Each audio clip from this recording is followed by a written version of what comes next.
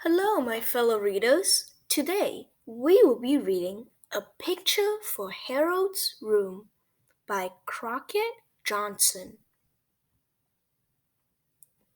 I want a picture to put on my wall, said Harold.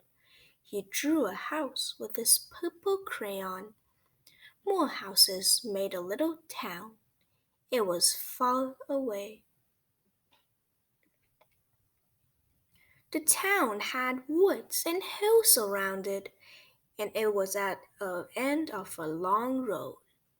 It will look pretty in the moonlight, said Harold,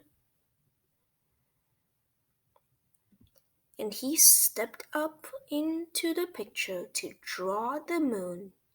He looked down at the houses.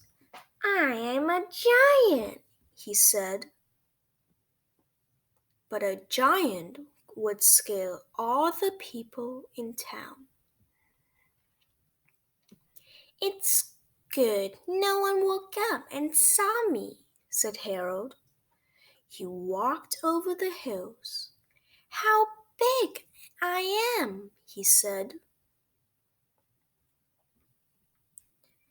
Harold's head was above the clouds.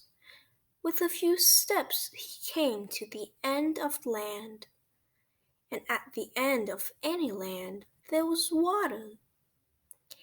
It is the sea, said Harold. There are seagulls. Harold was big enough to walk through the sea. A big ship went by. It was an ocean liner. A big whale came up in the waves, spouting water. And just ahead of Harold was an old sailing ship. He easily caught up and passed it. The sea ended against a steep hill. Harold needed some rocks to step on. He climbed out of the sea and onto the hill. Then he saw that ship was too near the rocks. He put up a lighthouse to show the sailor. And he went on his way over high mountains. Harold was taller than the highest mountain. I am higher than anything, he said.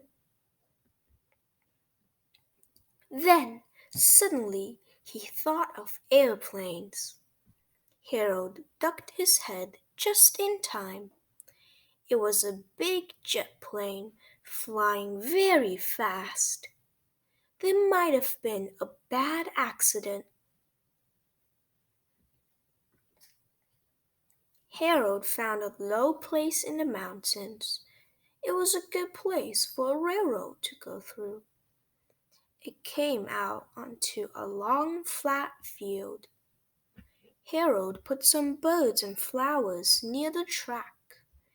People like to see things from trains, he said.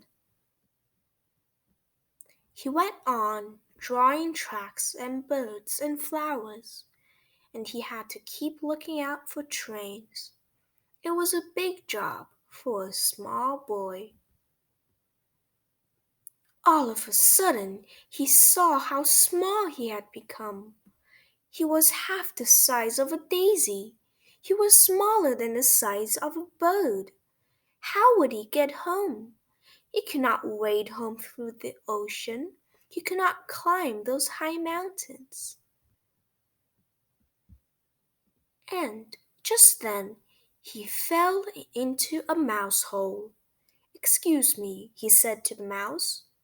Then Harold sat down a pedal to think. After a minute or two, he stood up again. This is only a picture, he said, and he took his crayon and he crossed it out. I'm not big or little. I am my usual size. But how could he be so sure about that? At home, he was always his usual size, so he drew the door of his room. There was a long mirror at the back of the door. Yes, said Harold, I am my usual size. He was glad to be back in his room.